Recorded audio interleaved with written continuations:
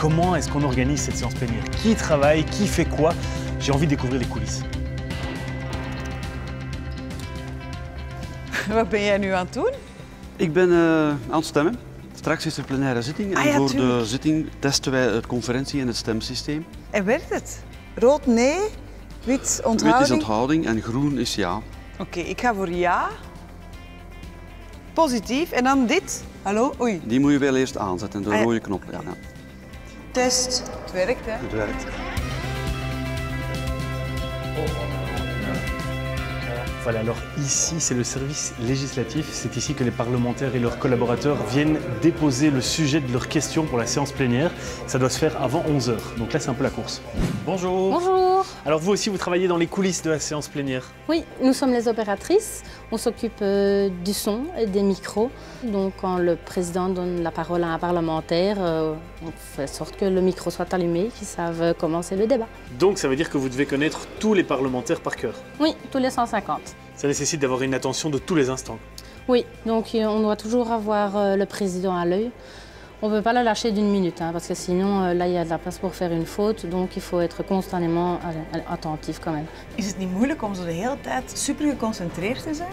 Ja, toch wel. Het is eigenlijk op een seconde dat je moet gefocust blijven van direct de juiste micro te geven. En wat als er per ongeluk een micro blijft openstaan? Dat gebeurt niet. We zijn professionals. Hallo. Ik kan maar eens even kijken. Ah, wauw, u hebt wel een goed uitzicht, hè? Ja. En dus hier, van deze knopjes weet u allemaal voor wie ze zijn? Ja. En hebt u al een idee wie er aan bod zal komen? Ja, wij hebben altijd een blad met de vragen. Dus wij weten wie dat gaat spreken. Zoals de PS gaat de eerste vraag. Hier. Bent u nu zenuwachtig? Want zo meteen gaat het beginnen, hè? Nee. Niet zenuwachtig? Nee. Dat hoort bij de job. Dat hoort erbij.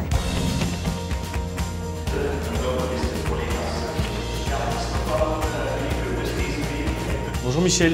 Bonjour Adrien. Vous allez bien? Très bien, très bien. Bon alors on l'a vu ce matin, là, il y avait une petite effervescence dans votre bureau. Oui, tout à fait. Les députés, ou plutôt généralement leurs collaborateurs, viennent déposer ici, avant 11 h, les sujets de leurs questions d'actualité. En principe, chaque groupe politique dispose seulement de 2 questions et les petits groupes politiques de 1 question. Ils peuvent prendre le temps qu'ils veulent pour poser cette question pendant la séance plénière ou alors à un moment donné il faut que ça s'arrête? Alors, le principe, c'est chaque orateur dispose de 2 minutes pour poser sa question. Le ministre également dispose de 2 minutes et en plus, l'orateur dispose d'une réplique d'1 minute. J'imagine qu'il y a des bavards qui tirent un peu sur la corde. Oui, bien entendu. Mais alors, c'est le rôle du président que de rappeler le bavard à l'ordre. Hallo, dag Tamara. Hallo.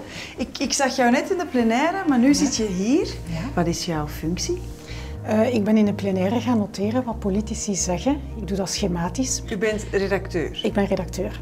En ik gebruik mijn notities uit de zaal om hier een lopende tekst te maken van wat die persoon heeft gezegd. En hoeveel tijd heb je eigenlijk voor zo'n verslag te schrijven? Ongeveer 1 uur. Oh, dat is allemaal snel. Dat is snel, ja. En zo'n tekst, aan wat moet die voldoen? De tekst moet eigenlijk een beknopte weergave zijn van wat er echt is gezegd. Dat betekent dat er helemaal moet instaan welke redenering die persoon heeft gevolgd. Maar we moeten dat korter doen, op een neutrale manier. Dus je eigen standpunt mag daar niet in te zien zijn. Hoeveel tijd zit er eigenlijk tussen het einde van zo'n plenaire vergadering en het moment dat ik het kan lezen op mijn smartphone? Ongeveer 2 uur. Dat is het streefdoel. Oké, dan ga ik jou gewoon laten, hè?